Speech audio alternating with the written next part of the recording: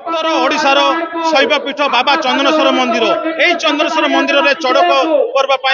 एठारे भक्तर समागम होची। आज हूँ तृतीय अर्घ एवं आसंता काली नील पर्व एवं पाट पर्व अनुष्ठित हम से उत्सव मुखर होती बाबा चंदनेश्वर चड़क पर्व। आम अच्छु चंदनेश्वर मंदिर में आम सहित अच्छा एठाकर जो उपमयूरसी आम सीधा सड़क कथा आसंता काली नील पर्व एवं पाट पर्व जो मुख्य आकर्षण किभली भाव में पालन हम मो सहयोगी को चित्र देखा कहि किभली भाव में लोकारण्य होती एठाकर जो माहौल सृष्टि होती एटा हूँ पूरा भक्तिमय परिवेश। कौन कह आज्ञा किभली भाव में नील एवं पाट पर्व अनुष्ठित हम आज हूँ श्रीजीव तृतीय अर्घ्य आम श्रीजीव को महास्नान करूँ। महास्नान सरला आज तृतीय अर्घ्य समस्त कार्यक्रम सर आहरी नीतिकांति अच्छे आग को जहाँ संध्या 8 सुधा 8 पर्यटन सरला आसंता काली हूँ श्रीजीव महा नील पर्व जहाँ कि चड़क मेलार प्रमुख पर्व अटे जो नीलकंठ भूत्वा स्वयं पीत्वा हलाहलम जगताम करौ शिवं नमामि चंदनेश्वरम। ये समस्त समुद्र मंथन बेले समस्त हलाहल को कंठस्थ करते नीलकंठ बोली निजक आख्यायित करते से भोलानाथ आशुतोषंकर आसंता काली नील पर्व। ये नील पर्व में भक्त माने निर्जला उपवास रही अन्न आदौ ग्रहण करेंगे ना सारा दिन पर्यंत फलाहार रही भगवत आशुतोष को से आराधना करेंगे पूजा करेंगे एवं रात्रि 7टा बेले 7टा बेले भक्त माने समय विहार एक विशाल पटुआर आसी नील पोखरी में पहुंचे एवं थंबी काठ द्वय को मंदिर पोखरी में उत्तोलित कर स्कंधे बहमान कर मंदिर बाहर रखिए एवं तापर नील आरती अनुष्ठित होब। नील आरती अनुष्ठित हो सारा महाआरती नील आरती महाआरती अनुष्ठित होब। शेष बेकड़ा पड़ सारापर आसंता काली नील पर्व समापन होब।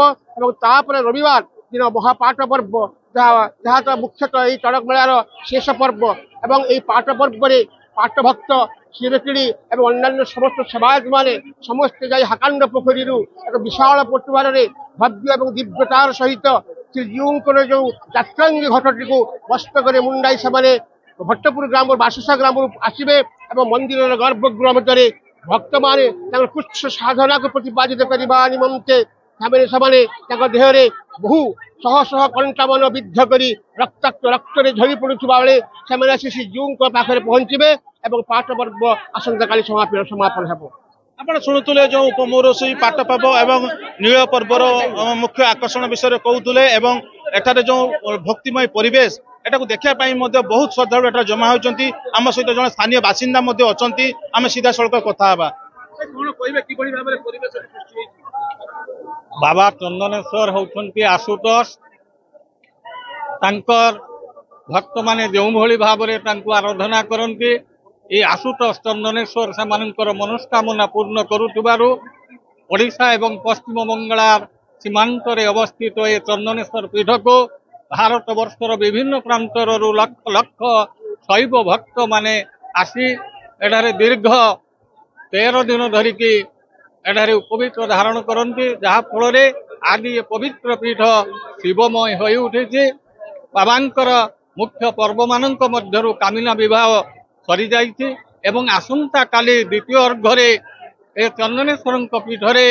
जो नील पर्व अनुष्ठित हब आपण माने जानती मंदिरर उत्तर दिगरे नील पोखरी रही नील पोखरी 2टी स्तंभी काठ जहाँकि शिव एवं पार्वती प्रतिभू बोली कहुए से स्तंभी काठ को पाट भक्त एवं श्रीपकिड़ी निर्देश पाइबा परे नील पोखरी उत्तोलन हेब एवं किंवदंती कहे समुद्र मंथन समय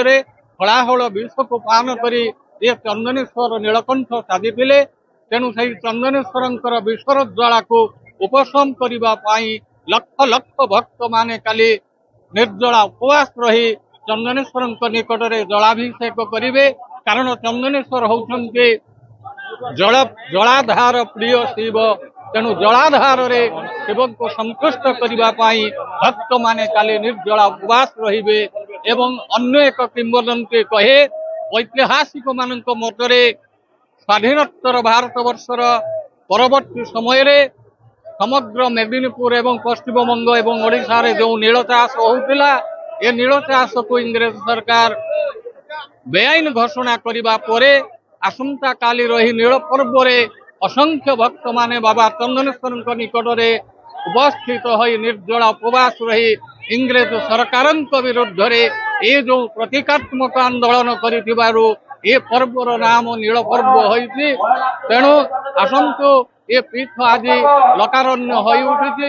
एवं शुणुल जो भाई कहते किभली भाव नील पर्व पालन कर भक्तिमय परिवेश सृष्टि होती आम सहित जड़े भक्त अच्छा बंगीय भक्त आम सीधा सड़क कथा हमार बाड़ी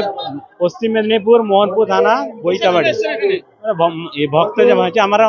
ये मानसिक माने আপনার যে মনস্কামনা পূরণের জন্য এসেছি। আমি এসেছি 5 ভক্ত মানে 5 অর্ঘ ভক্ত যেটা হয় আমার কাছে তৃতীয় দিন হচ্ছে আমাকে। শুণুলে যে ভাই জনে পশ্চিমবঙ্গর আসুচ্ছেন 5 অর্ঘ দিনর সে পৈতা ধারণ করছেন মানসিক পূরণ পাই সে এঠারে পৈতা ধারণ করছেন কারণ এই শক্তিপীঠ হচ্ছে এক অদৃশ্য শক্তিপীঠ যে এটারে লোকারণ্য পরিবেশ সৃষ্টি হয়েছে। बालेश्वर जिला भोगराई चंद्रेश्वर मंदिर अजित कुमार दास ओटीवी।